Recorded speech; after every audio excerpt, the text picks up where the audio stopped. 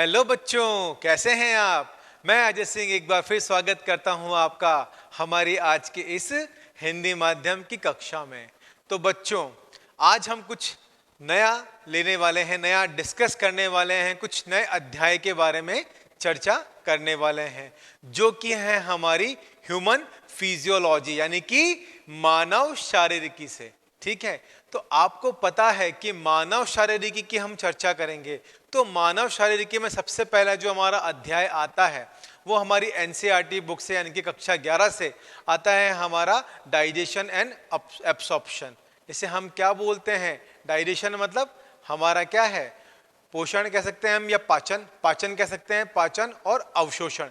यह हमारा पहला चैप्टर रहेगा, अध्याय रहेगा हमारी मानव शारीरिकी से। ठीक है, तो देखिए, मानव शारीरिक यानी कि ह्यूमन फिजियोलॉजी अपने आप में ही बहुत ही, हम कह सकते हैं कि इंटरेस्टिंग है।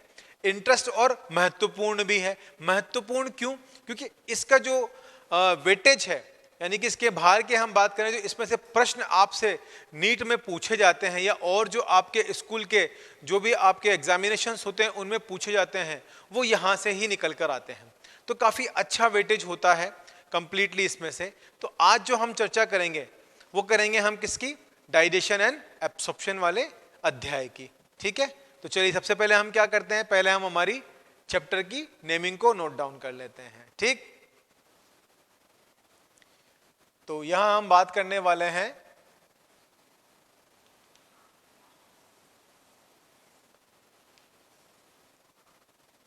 पाचन,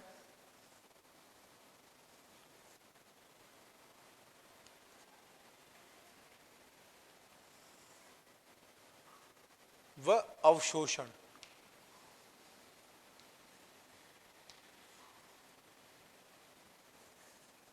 पाचन व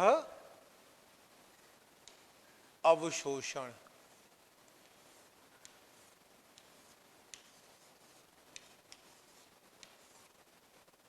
ठीक है बच्चों, चलिए, तो हमारा आज का जो अध्याय है वह है पाचन व अवशोषण, जिसे हम किस नाम से जानते हैं? जिसे हम एक और नाम से जानते हैं, जो कि है हमारा डाइजेशन एंड एब्सॉर्प्शन। एब्सॉर्प्शन आई बच्चों बात समझ में? चलिए, तो आज हम पाचन एवं अवशोषण के बारे में चर्चा करने वाले हैं। अब देखिए, हमने यहां चैप्टर लिया है पाचन और अवशोषण। तो अब हम इन दोनों को अगर हम अलग अलग बात करें तो यहां पे सबसे पहले किसकी बात हो रही है? पाचन की। ठीक है, अब देखिए आप, होता क्या है जनरली यह है कि जब भी हम हमारे शरीर को कोई भी क्रियाकलाप करना होता है या कोई एक्टिविटी परफॉर्म करनी होती है, ठीक है, जैसे चलना फिरना, तो उसके लिए हमें किसकी जरूरत होती है? उसके लिए हमें ऊर्जा की आवश्यकता होती है। ठीक है, अब जो ऊर्जा है वो ऐसे तो है नहीं कि हवा में उपस्थित है या कहीं और उपस्थित है तो आपको सीधे ही रूप में मिल गई। नहीं, हमें ऊर्जा पाने के लिए शरीर को क्या देना पड़ता है? कुछ ऐसे घटक, कुछ ऐसे हम कहते हैं कि पदार्थों का सेवन करना होता है जिनसे हमें क्या मिले? ऊर्जा मिले। आई बात समझ में? यानी कि हमारे शरीर को किसी भी प्रकार की जो कार्य करने के लिए ऊर्जा की आवश्यकता होती है, उस क्रिया को हम क्या बोलते हैं? उस क्रिया को हम क्या बोलते हैं? उस क्रिया को बोलते हैं हम पाचन। आई बात समझ में? ठीक है, सबसे पहले हम क्या लिख सकते हैं? पहले हम हमारे पॉइंट की बात करें तो ये है क्या। ठीक है, चलिए, तो हम यहां पे शुरुआत करते हैं हमारे पहले पॉइंट से। पाचन वह क्रिया है जिसमें कि हम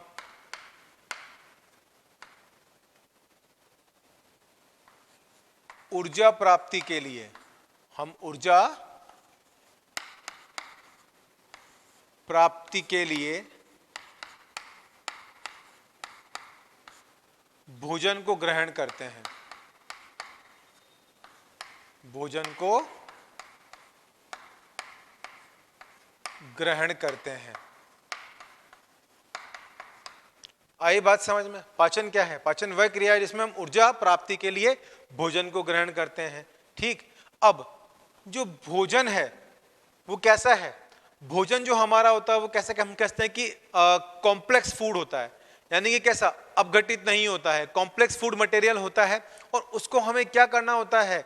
छोटे छोटे या टुकड़ों में या छोटे छोटे अणुओं में हमें उसे विभाजित करना होता है। क्योंकि कोई भी जो हम कह सकते हैं कि कॉम्प्लेक्स का मतलब कहते हैं कि कोई बड़ा जो रूप है, आपके जो निवाला है उसको आप सीधे तो ले नहीं सकते।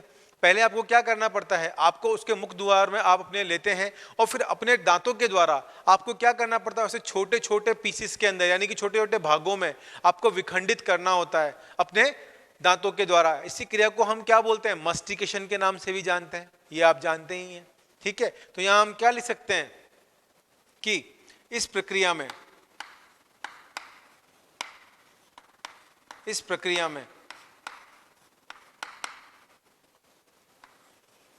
भोज्य पदार्थ के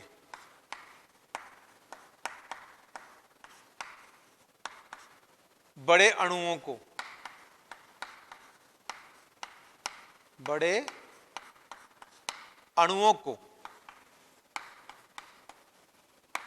छोटे छोटे अणुओं में या टुकड़ों में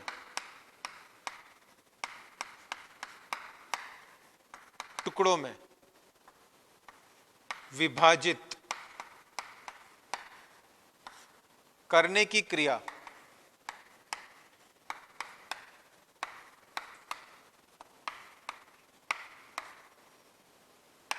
को पाचन कहते हैं। आई बात समझ में? यहां पे क्या हो रहा है? भोज्य पदार्थ है, उसके बड़े बड़े कण हैं, ठीक है, उनको छोटे छोटे अणुओं में या टुकड़ों में विभाजित करने की जो क्रिया होती है उसे हम क्या बोलते हैं? पाचन बोलते हैं। ठीक, अब देखिए, जो भी हम भोज्य पदार्थ लेते हैं उस भोज्य पदार्थ का जो मुख्य घटक है वो क्या होता है? जिससे हमें क्या प्राप्त होती है? ऊर्जा प्राप्त होती है। तो हमारा जो भोज्य पदार्थ है उसमें 3 प्रकार के मुख्य घटक होते हैं। ठीक है, तो यहां भोजन में 3 प्रकार के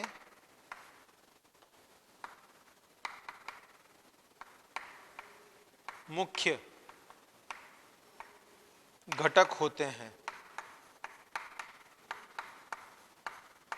ठीक है, अब वो मुख्य घटक कौन कौन से हैं? सबसे पहले हम बात करें किसकी? सबसे पहला होता है हमारा कार्बोहाइड्रेट। ठीक,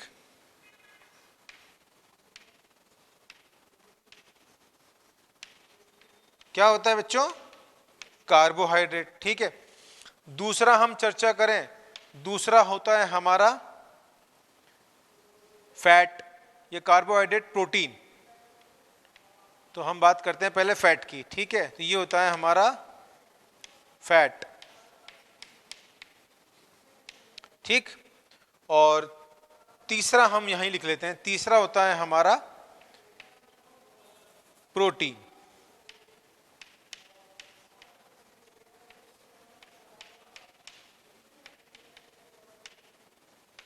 ठीक है, आई बात समझ में आपको? चलिए, तो यहां पे 3 मुख्य घटक हैं, कार्बोहाइड्रेट, फैट और प्रोटीन। ठीक है, इनके बारे में भी हम चर्चा करते हैं। पहले हम कुछ और चीजों को समझ लेते हैं।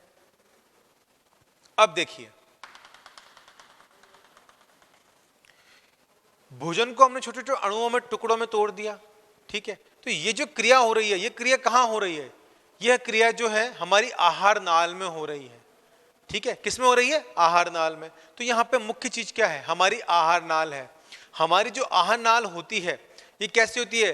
एक, हम कहते हैं कि एक ट्यूब की तरह इसकी संरचना होती है। ठीक है, इसीलिए इसको क्या बोलते हैं हम? ट्यूब लाइक स्ट्रक्चर भी बोलते हैं। ठीक है, और ये नलिकाकार कह सकते हैं कि हम एक ट्यूब लाइक या नलिकाकार इसकी आकृति होती है।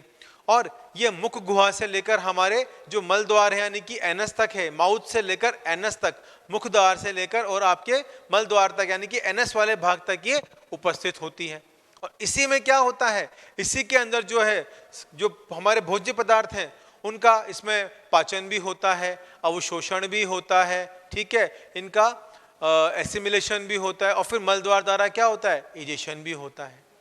आई बात समझ में आपको? ठीक है, तो यहाँ पर जो हमारा ये जो आहार नाल है वो क्या करती है, एक तरह से कहते हैं कि डाइजेस्टिव सिस्टम की हम बात करें तो डाइजेस्टिव सिस्टम में यानी कि पाचन तंत्र में ये 5 भागों में विभाजित रहता है। अब वो 5 भाग कौन कौन से उनके बारे में हम चर्चा कर लेते हैं।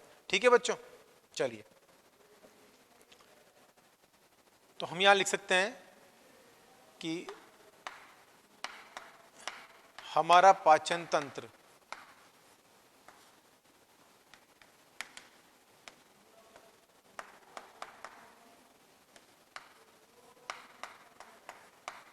पांच भागों में विभाजित होता है।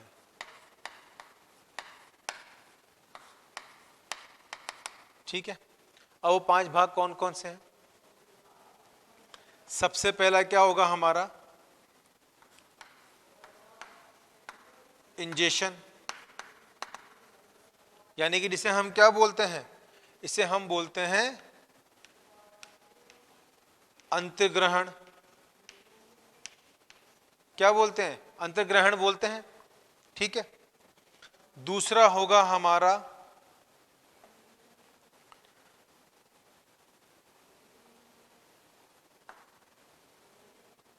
डाइजेशन,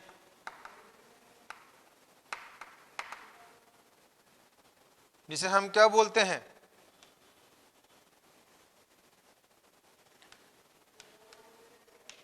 पाचन। तीसरा होगा हमारा एब्सॉर्प्शन, जिसे हम किस नाम से जानते हैं, अवशोषण के नाम से। और जो हमारा ये अध्याय है वो किस पर बेस है, किस पर आधारित है, इसी डाइजेशन और एब्सॉर्प्शन पर। ठीक है, चलिए अगले पॉइंट की हम चर्चा करें तो ये किस में होगा, अगला पॉइंट होगा हमारा एसिमिलेशन। एसिमिलेशन, ठीक है, एसिमिलेशन को हम क्या कहते हैं, इसे हम स्वांगीकरण के नाम से भी जानते हैं। क्या है, स्वांगीकरण के नाम से भी जानते हैं। और अगला होगा हमारा जो अंतिम है वो है हमारा इजेशन।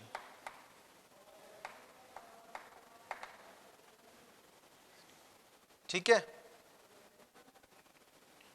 इजेशन होगा, ठीक, जिसे हम क्या बोलते हैं, इजेशन को हम बोलते हैं यहां पर अंतर्ग्रहण हो गया हमारा, पाचन हो गया, अवशोषण हो गया, स्वांगीकरण हो गया, बहिष्करण, इसे हम बोलते हैं बहिष्करण। ठीक है बच्चों, आई बात समझ में? अब देखिए इंजेक्शन में क्या होता है, इंजेक्शन में क्या करते हैं कि आप जो भोजन है उसको आप ग्रहण करते हैं। ठीक है, भोजन को आपने ग्रहण किया, ठीक, उसके बाद क्या किया, अपने जो आपके दांत अवेलेबल हैं, दांत जो टीथ आपके उपस्थित हैं, इन टीथ के थ्रू आपने क्या किया, अपने भोजन को छोटे छोटे टुकड़ों में क्रश किया, तोड़ा, उनको विखंडित किया। क्या कैसे थे वो, बड़े बड़े रूप में थे। ठीक है, तो आपने क्या किया, अपने दांतों की सहायता से उसको आपने क्रश किया, यानी कि मस्टिकेशन का प्रोसेस हुआ। यहाँ पे क्या किया, आपने मस्टिकेट किया। जब मस्टिकेट किया तो उस कंडीशन को हम क्या बोलते हैं, इंजेक्शन बोलते हैं। ये जो आपने मस्टिकेट किया यानी कि जो भोज्य पदार्थ था आपने उसको जटिल अणुओं से सरल अणुओं के अंदर आपने विखंडित किया, तो वो क्या बना, वो एक बोलस बना, जिसे हम क्या बोलते हैं, निवाला। ठीक है ना, बोलते हैं ना भी एक निवाला तो खा ले, तो निवाले का मतलब क्या होता है, बोलस होता है। ठीक, तो यहाँ पे क्या हुआ, इंजेक्शन वाले पार्ट में आपने अंतर्ग्रहण किया, जैसे ही वो निवाला आपके कहाँ गया, आपके स्टमक में गया। यानी कि देखिए अगर डाइजेशन की हम बात कर रहे हैं, पाचन की, तो जो पाचन है वो तो मुख से ही शुरू हो जाता है। ठीक है, लेकिन किसका, स्टार्च का पाचन, जो स्टार्च उपस्थित होता है आपके खाद्य पदार्थ के अंदर, उसका जो पाचन है वो मुख द्वार से ही, मुख गुहा से ही शुरू हो जाता है। क्यों, लेकिन कितना परसेंट, केवल 30% जो है वो स्टार्च का पाचन हो पाता है। और वो भी कौन सा, जो पका हुआ होता है। अगर अध पका स्टार्च है तो उसका जो पाचन है वो मुख से नहीं होता है। तो इसीलिए हम क्या कहते हैं कि 30% पाचन है स्टार्च का वो मुख से ही शुरू होता है। क्यों? क्योंकि जो हमारे ग्लैंड्स होते हैं, जो ग्रंथियां हैं, वो क्या करती है, इसमें रस स्रावित करती हैं। ठीक है, हमारी 3 तरह की जो विशेष ग्रंथियां होती है वो मुख में ही उपस्थित होती हैं, तो वो क्या करती हैं, स्रावण करना शुरू करती है। ठीक है, चलिए फिर हम क्या होता है, फिर हमारा खाने का होता है पाचन। ठीक है, फिर ये कहाँ गया, ये आपके स्टमक में, यानी कि आपके आमाशय के अंदर गया। ठीक है ना, स्टमक में जब गया तो यहाँ पर पाचन शुरू हुआ, फिर उसके बाद इसका अवशोषण शुरू हुआ आपकी स्मॉल इंटेस्टाइन और लार्ज इंटेस्टाइन में। ठीक है, फिर उसके बाद क्या हुआ, एसिमिलेशन यानी कि स्वांगीकरण हुआ। आपके द्वारा जो पचाया गया भोजन है उसका क्या किया, शरीर ने इस्तेमाल किया। और उसके बाद क्या होगा, इजेशन, यानी कि अब जो खाना था, जो आपका भोज्य पदार्थ था, वो छोटे छोटे अणुओं में टूट गया। ठीक है, और सेलेवरी ग्लैंड्स ने क्या किया, सिक्रेशन किया, तो उनके साथ में वो अमाइलेज के साथ में टाइलिन, अमाइलेज सब इससे मिक्स हुए, और जो भी आपका प्रोटीन, न्यूट्रिएंट्स जो भी था वो आपकी बॉडी के थ्रू एब्जॉर्व कर लिया गया। ठीक है, अब इसके बाद ऐसा कोई मटेरियल, यानी कि ऐसा कुछ भोज्य पदार्थ जो क्या हुआ, अपशिष्ट हो गया, यानी कह सकते हैं कि वो उस इस पूरी क्रियाविधि के दौरान, इस पूरे प्रोसेस के दौरान वो क्या हुआ, वो डाइजेस्ट नहीं हो पाया, उसका पाचन नहीं हो पाया। तो उस कंडीशन में वो जो अधपका, या अधपका नहीं कह सकते हम कहते हैं कि तो अधपचा, यानी कि पचा हुआ जो नहीं है। ठीक है, जो वेस्ट मटेरियल इकट्ठा हो गया है वो कहाँ जाएगा, उसका हमारे बॉडी के थ्रू बहिष्कार किया जाएगा। क्योंकि जो हमारा पाचन तंत्र है वो कैसे है, एक आहार नली के रूप में है। आहार नली कैसी है, बिल्कुल एक पतली नलिका के रूप में उपस्थित है। ठीक है, तो ये मुख द्वार से खुलती हुई कहाँ जाती है, ये एनएस में जाकर ओपन होती है। तो एनएस क्या है, हमारा गुदा द्वार होता है, जहां से क्या करते हैं, हम एडिशन करते हैं, यानी कि जो बचा हुआ अपशिष्ट पदार्थ है उसको मल द्वारा बाहर निकाल दिया जाता है। आई बात समझ में बच्चों आपको? चलिए तब तक आप यहां तक नोट डाउन कीजिए, फिर आगे हम इसकी और चर्चा करते हैं। ठीक है बच्चों, यहां तक देख लिया आपने। चलिए अगली हम बात करते हैं किसकी, हमारे आहार नाल के बारे में लिख लेते हैं हम। ठीक है, आहार नाल क्या है, एक नलिकाकार आकृति की होती है। तो हम लिख सकते हैं कि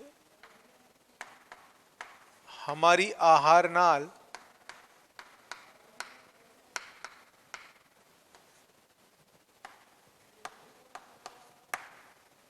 नलिकाकार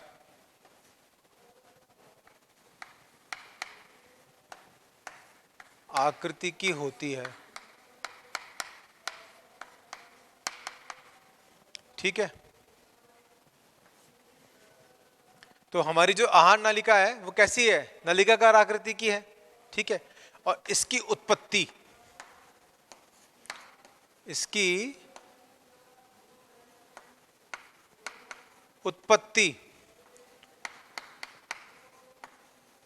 दोनों प्रकार, इसे हम लिख सकते हैं, दोनों प्रकार की जर्म लेयर से होती है। दोनों प्रकार की जर्म लेयर से होती है। कौन कौन सी दोनों प्रकार की जर्म लेयर? पहली हमारी एक्टोडर्म, दूसरी है हमारी एक्टोडर्म और एंडोडर्म।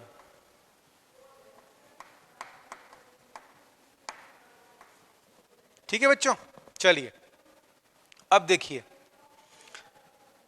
यहां पर हम बात करें, जो एक्टोडर्म है यानी कि कठोर तालु तक का जो भाग है वो किससे मिलकर बना है, हम लिख सकते हैं यहीं पर कि कठोर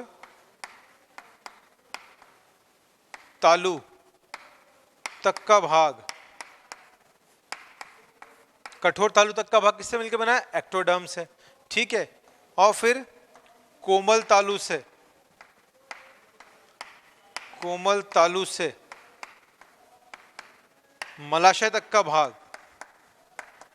कोमल तालु से मलाशय तक का जो भाग है वो एंडोडर्म से बना है।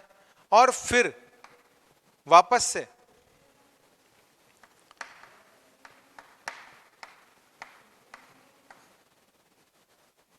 जो गुदीय नाल से भाग शुरू होता है, गुदीय नाल से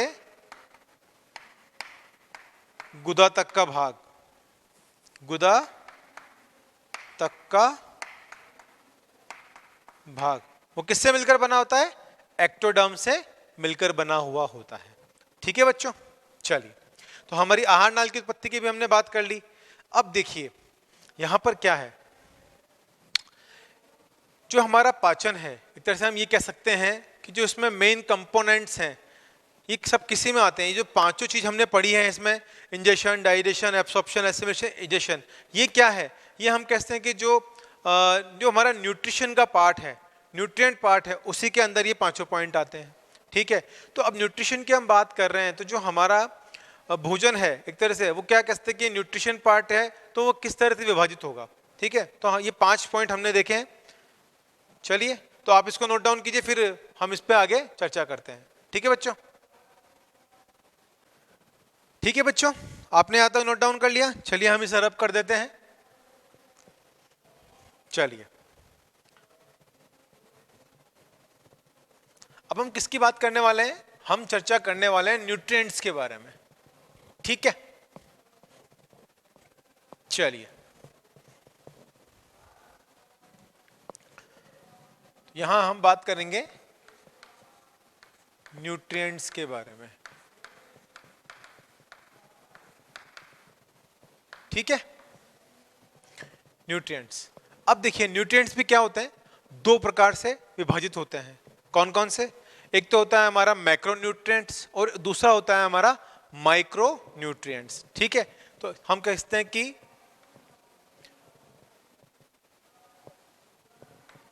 यह 2 भागों में विभाजित होता है।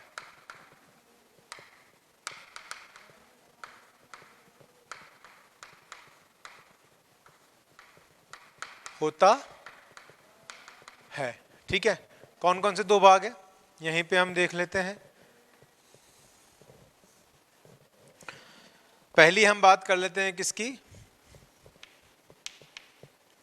मैक्रोन्यूट्रिएंट्स की। ठीक, दूसरा होता है हमारा माइक्रोन्यूट्रिएंट्स। ठीक, मैक्रो का मतलब जो अधिक मात्रा में जरूरत होती है, जिनकी कहते हैं हम अधिक आवश्यकता।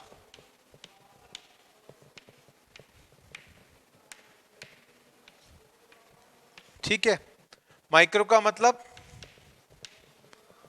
कम आवश्यकता।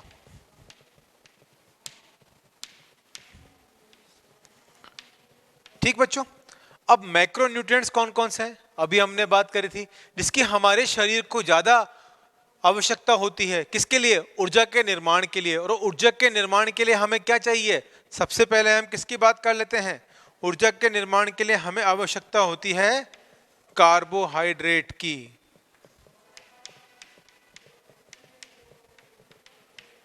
किसकी? कार्बोहाइड्रेट। अगला हमारा फैट और प्रोटीन। ठीक है, हमें किस किस की रिक्वायरमेंट है? कार्बोहाइड्रेट की, फैट की और प्रोटीन की। तो हम यहां लिख सकते हैं हमें चाहिए कार्ब्स, ठीक है, फैट और प्रोटीन। आई बात समझ में? सबसे ज्यादा जो ऊर्जा हमें मिलती है, इंस्टेंट जिसे हम एनर्जी कहते हैं, वो हमें किससे मिलती है? कार्बोहाइड्रेट से मिलती है। ठीक है, और उसके बाद जो दूसरी ऊर्जा हमें मिलती है किससे?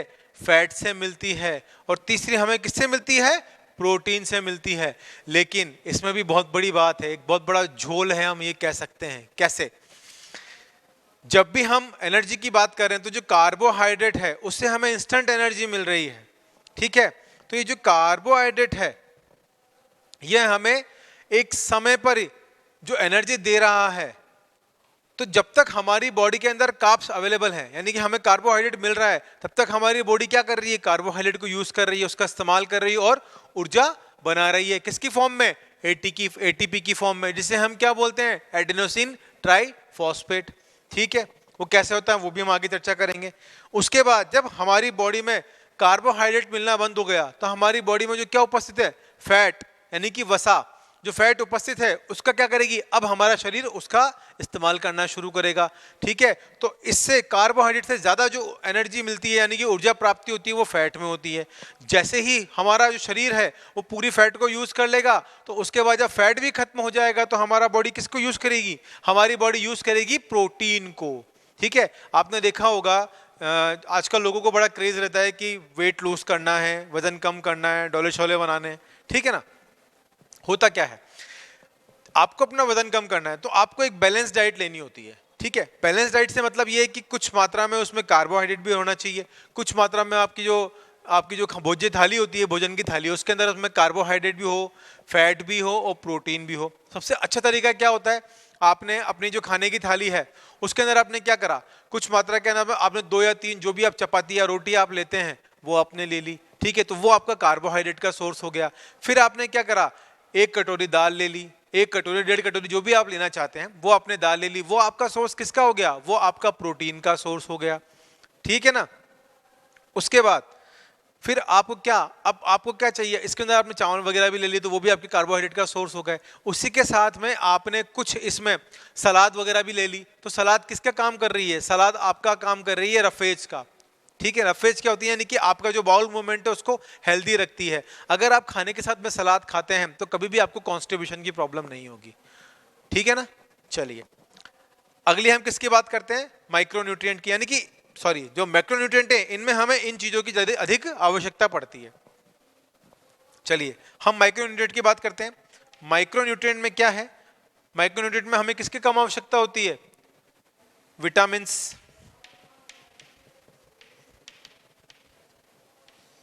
और मिनरल्स।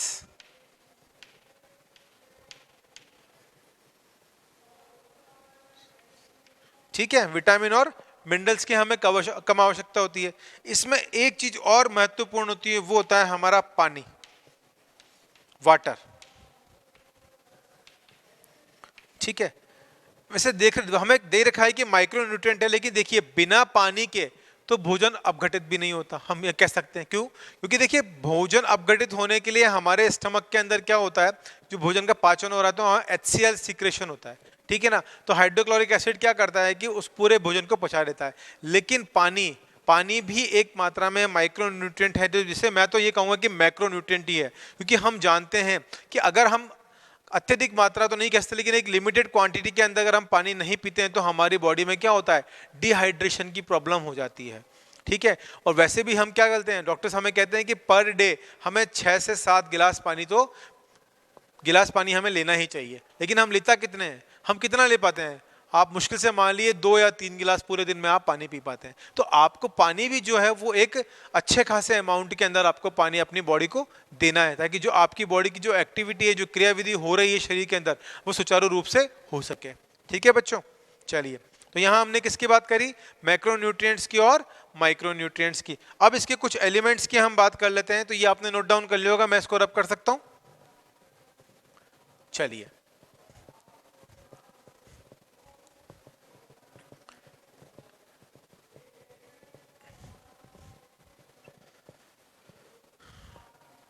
ठीक है, अब देखिए हम विटामिन की बात कर रहे हैं, तो विटामिन में भी जो एलिमेंट्स होंगे वो कौन कौन से होंगे, हम लिख लेते हैं यहाँ पे विटामिन।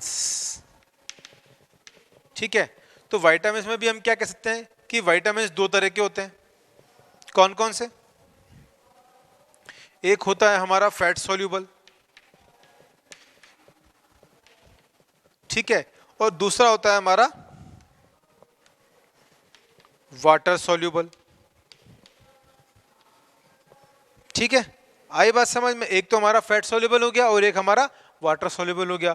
अब फैट सोल्यूबल में कौन कौन से विटामिन आते हैं, vitamin A, vitamin D, vitamin E और विटामिन के। ये कैसे हैं, ए,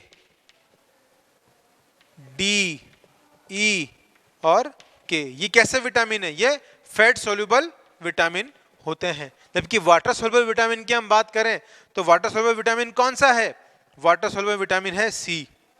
ठीक है, आप कितना भी विटामिन सी ले लीजिए आपकी बॉडी उसको एब्जॉर्ब कर जाएगी। क्यों? क्योंकि वो कैसा है, वाटर सोल्यूबल है। आप इतने नींबू की शिकंजी पी लेते हैं, उसमें क्या सोर्स है, विटामिन सी है, ठीक है। आप विटामिन सी के संतरे आप खा लेते हैं, वो क्या होता है, उससे कोई नुकसान नहीं होता, ठीक है ना। होता क्या है, वो हमारी जो बॉडी है उसको एब्जॉर्ब कर लेती है इजीली, क्योंकि क्या है, वो वाटर सोल्यूबल है। लेकिन जो फैट सोल्यूबल विटामिन होते हैं, फैट सोल्यूबल विटामिन को पचाने के लिए बच्चों फैट की आवश्यकता होती है। जैसे सपोज कीजिए कि जो विटामिन ए है या विटामिन डी है, तो विटामिन डी की हम बात करें, विटामिन डी कैसा है, vitamin D fat soluble vitamin है, ठीक है। तो जैसे सपोज कीजिए कि आपने विटामिन डी लिया, कोई आउटिंग सोर्स है, आप डॉक्टर के पास गए, डॉक्टर ने आपको विटामिन डी की टैबलेट या कैप्सूल फॉर्म लिख दी, ठीक है। उसने बोला कि भाई आपको हड्डियों में कुछ ना कुछ कमजोरी है। तो विटामिन डी यहाँ क्या काम करता है, हड्डियों को मजबूत करने का काम करता है। जैसे ही आपने विटामिन डी लिया, तो विटामिन डी को आपको एब्जॉर्ब करने के लिए, कैसा है ये, फैट सोल्यूबल है, तो आपको फैट की ही रिक्वायरमेंट होगी, क्योंकि फैट ही क्या करेगा, फैट को काटेगा, ठीक। तो फैट को डिसॉल्व करने के लिए फैट की ही रिक्वायरमेंट बनती है। तो यहाँ पे क्या होगा कि आपको विटामिन डी किसके साथ लेनी पड़ेगी, आपको दूध के साथ लेनी होगी, ठीक है। तो यहाँ पे क्या होता है कि फैट सोल्यूबल विटामिन जो है वो फैट में ही सोल्यूबल हो पाते हैं। तो ये क्या होते हैं, ए, डी, ई और के। आई बात समझ में बच्चों आपके? चलिए चलिए आप यहां तक इसको नोट डाउन कीजिए, फिर हम आगे चर्चा करते हैं इसके अगले पार्ट के बारे में, जिसमें हम बात करेंगे किसकी, मुख गुहा के बारे में। चलो ठीक है बच्चों, चलिए अब हम आगे चर्चा करते हैं किसकी, हमारे मुख की। चलिए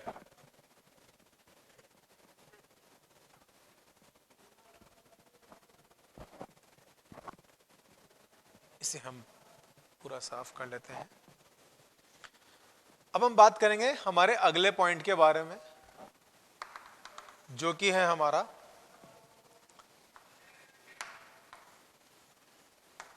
मुख, या हम इसे कह सकते हैं मुखग्रासन गुहा।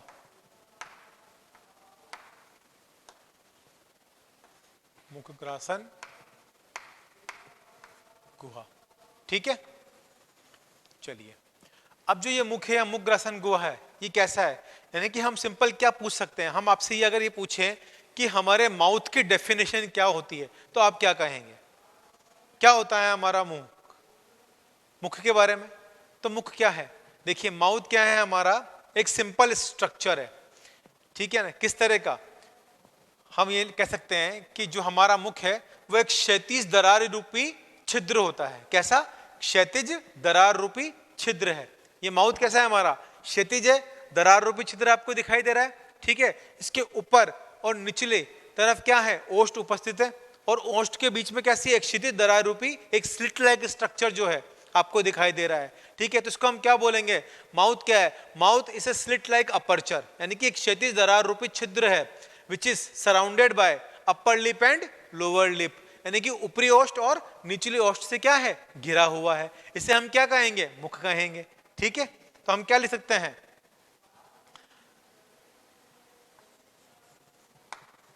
मुख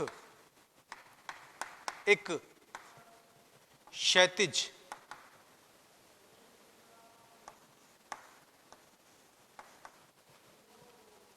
दरार रूपी संरचना है, एक क्षैतिज, इसे हम ज लिख लेते हैं, सॉरी ये तो हो गया, ठीक है। एक क्षैतिज दरार रूपी छिद्र होता है,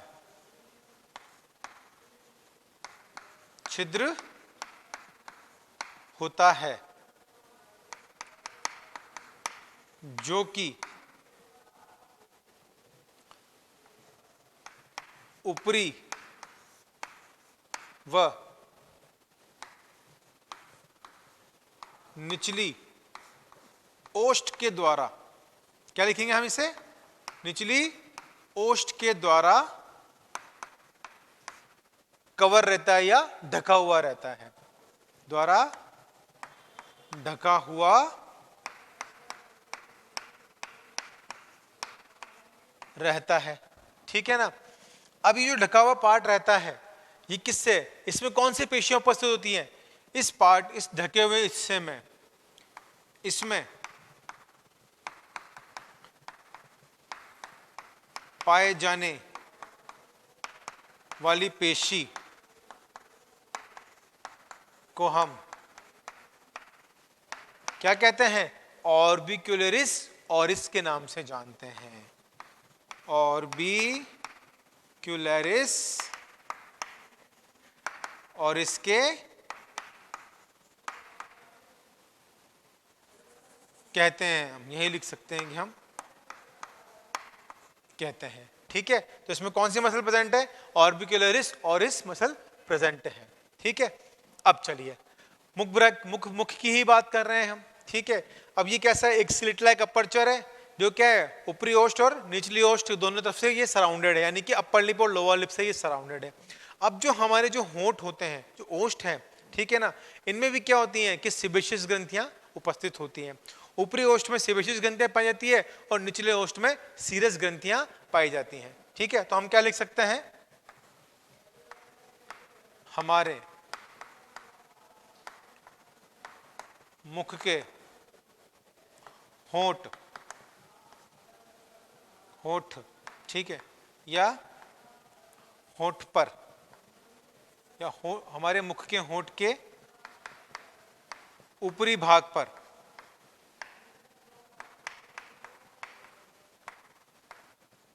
सेबेशियस ग्रंथियां पाई जाती हैं।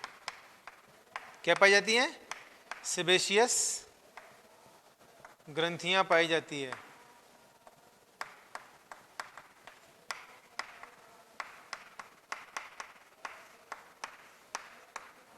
और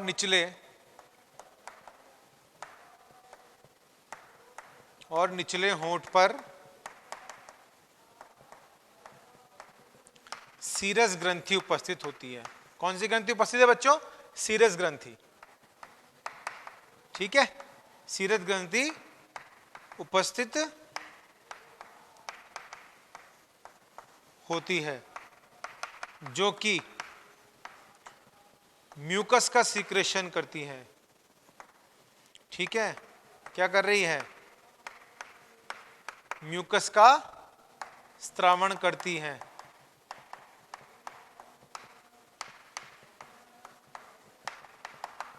ठीक है, और यह रूपांतरित होती है।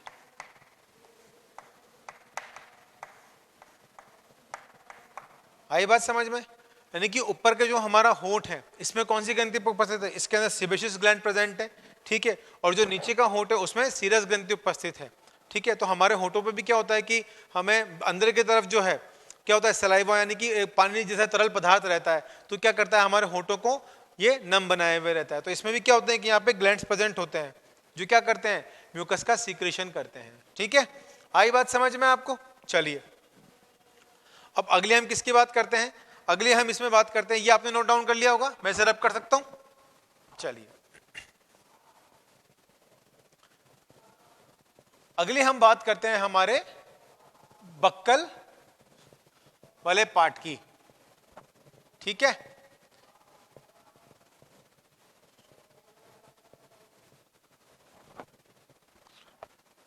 बक्कल वेस्टिब्यूल वाले रीजन की बात करते हैं, यानी कि मुख प्रगाण की बात करते हैं।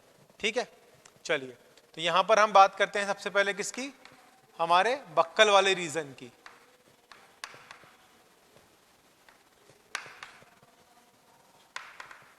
बक्कल रीजन या मुख प्रगाण।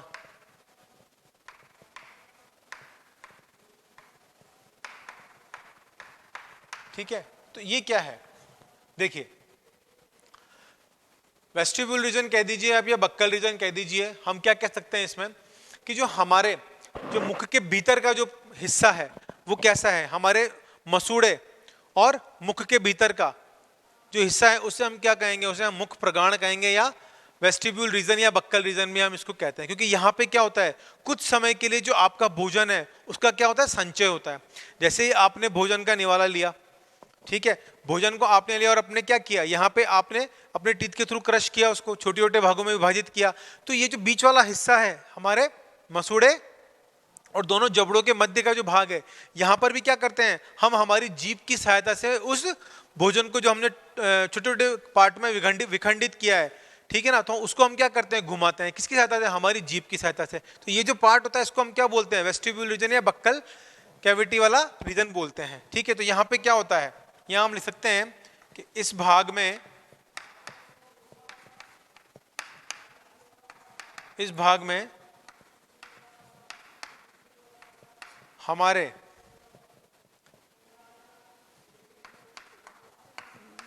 गाल के भीतर, यानी कि हमारा चिक रीजन जो है ना, गाल के भीतर व दोनों जबड़ों के मध्य में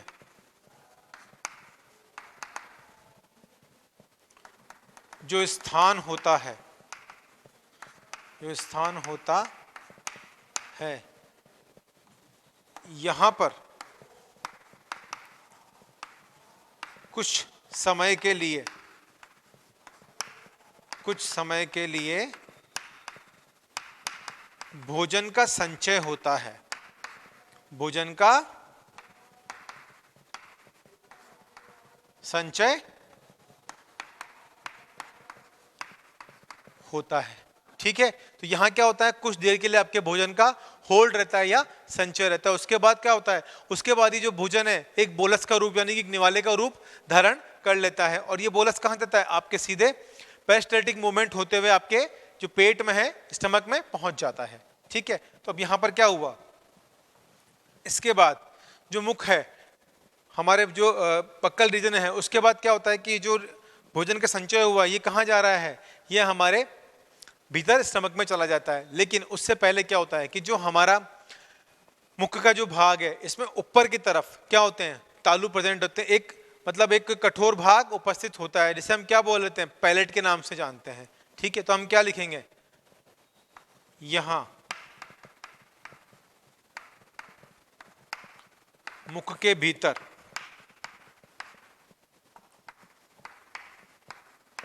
ऊपर की ओर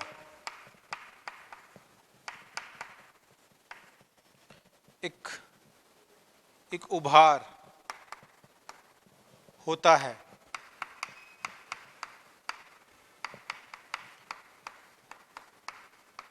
जिसे हम पैलेट बोलते हैं, जिसे हम पैलेट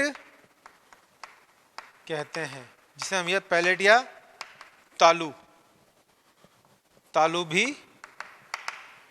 कहते हैं।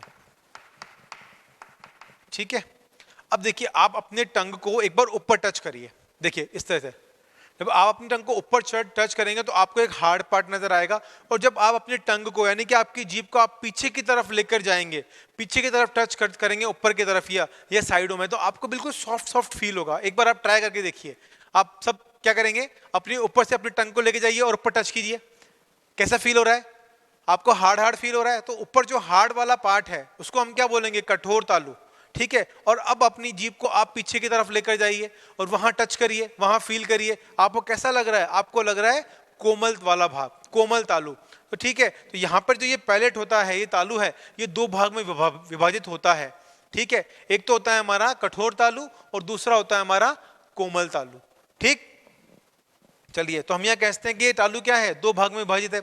और जब आप ऊपर टच करते हैं तो आपको कुछ है ना, मैं कह सकता हूं कि आपको कुछ उभार से महसूस होते होंगे ऊपर।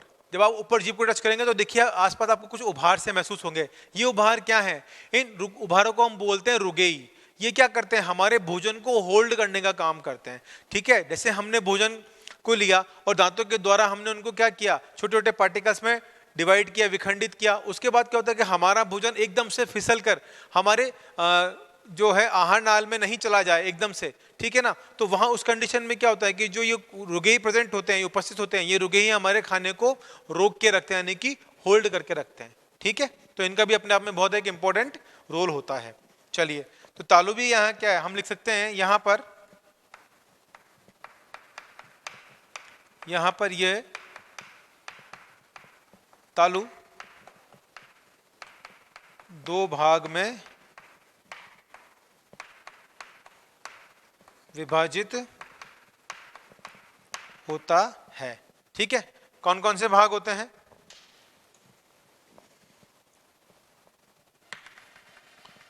ठीक है, पहला हम बात करें कठोर तालु। ठीक, दूसरा होता है हमारा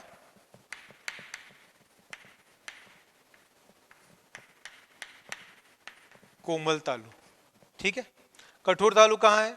कठोर तालु जो है वो हमारी ऊपर की तरफ, यानी कि मुख गुहा के ऊपर की तरफ उपस्थित होता है, और जो कोमल तालु है वो पीछे की तरफ उपस्थित होता है। ठीक है, तो हम क्या कह सकते हैं, पहले हम बात कर लेते हैं किसकी, कठोर तालु की। ठीक है ना, यह कठोर तालु हमारी मुख गुहा के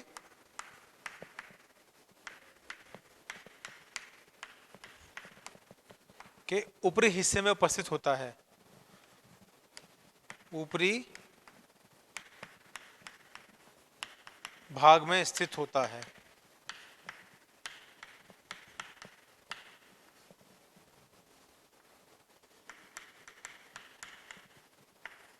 जो कि मैक्सिला अस्थि से बना होता है। ठीक है, अब इसे में हम किसकी बात करेंगे, कोमल तालु की। ठीक है बच्चों, चलिए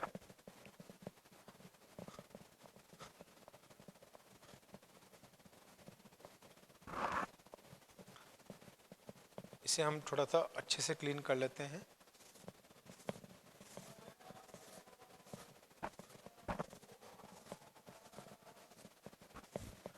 चलिए, अब हम किसकी बात करेंगे, दूसरी हम बात करेंगे यहां पर कोमल तालु की।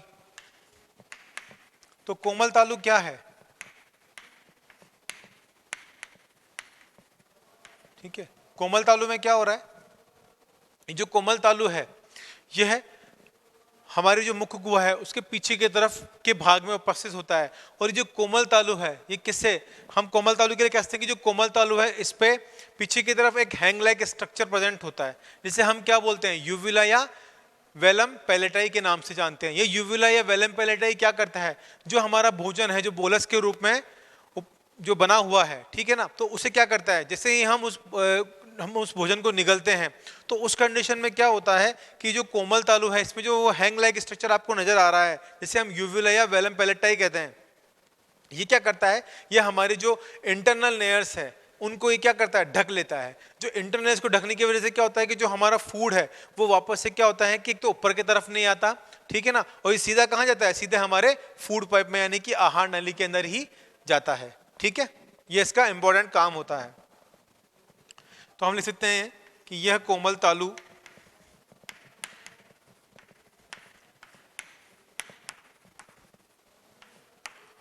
मुख के पश्च भाग में, मुख के पश्च भाग में स्थित होता है, में स्थित होता है, तथा इसमें भीतर की तरफ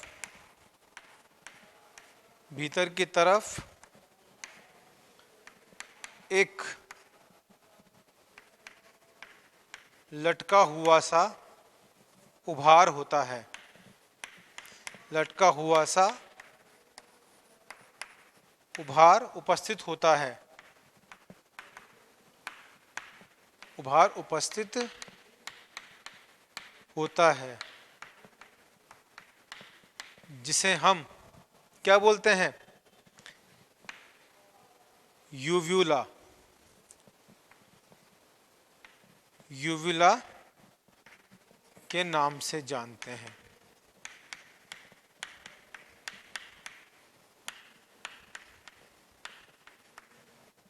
ठीक है,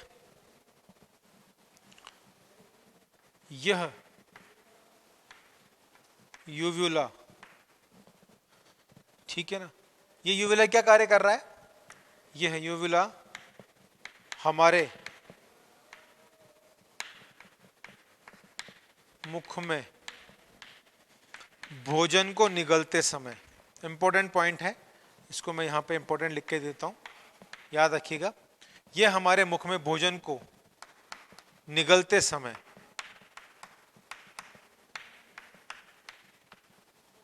जिनको निगलते समय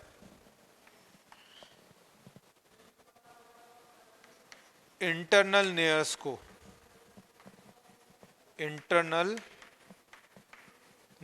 को ढक लेता है,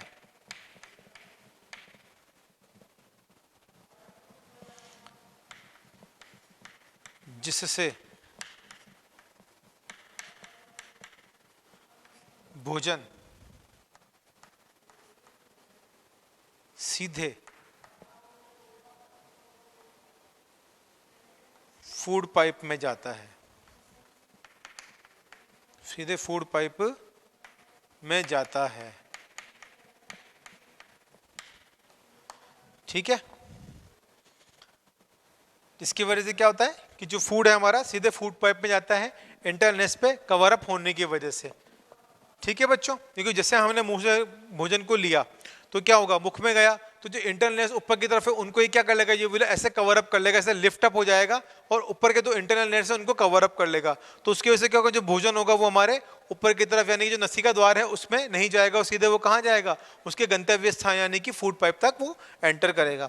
ठीक है बच्चों, आई बात समझ में आपको? चलिए यहां तक आप इसको नोट डाउन कीजिए, फिर हम आगे चर्चा करते हैं। ठीक है बच्चों, चलिए तो यहाँ पे कुछ एक पॉइंट और हम मेजर कर लेते हैं, देख लेते हैं कठोर तालु के बारे में।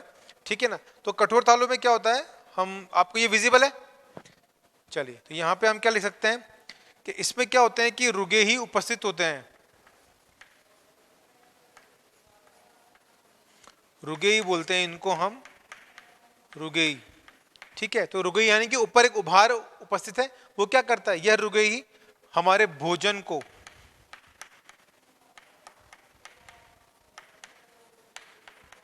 संचय करते हैं, या हम क्या लिखते हैं, होल्ड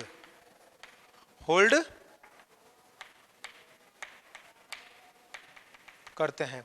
अभी जो रुगई होते हैं ना, ये जो हमारे उपस्थित होते हैं, अगर हम कार्निवोर्स की बात करें, जो मांसाहारी जो होते हैं जानवर, उनके अंदर क्या है, अधिक विकसित होते हैं, क्योंकि उनके अंदर क्या होता है कि उनको जो मांस को चीर फाड़ करनी होती है, तो उनके अंदर जो रुगई ज्यादा विकसित होता है। लेकिन हमारे मुख्य की हम बात करें तो स्तनधारियों में यानी कि मैमल्स में, मनुष्य की हम बात करें तो मनुष्य में ये कम विकसित होते हैं। तो ये हमारे क्या कार्य करते हैं, ये भोजन को संचय यानी कि होल्ड करने का कार्य करते हैं। ठीक है, कोमल तालु में हमने बात ही कर ली कि इसमें पश्चिम भाग में स्थित होता है और इसमें भीतर की तरफ एक लटका हुआ सा उभार होता है। ठीक है, इस लटके से उभार को हम क्या बोलते हैं, ये उंगली नुमा प्रवर्ध होता है, हम लिखते हैं लटका सा उभार या अंगुली नुमा प्रवर्ध हम इसे कह सकते हैं, अंगुलिनुमा प्रवर्ध। ठीक है, अंगुलिनुमा प्रवर्ध उपस्थित होता है, जिसे हम यूविला या वेलम पैलेटाई भी कहते हैं। ठीक है, इसे हम यहां लिखते हैं, इसे हम क्या कहते हैं, वेलम पैलेटाई।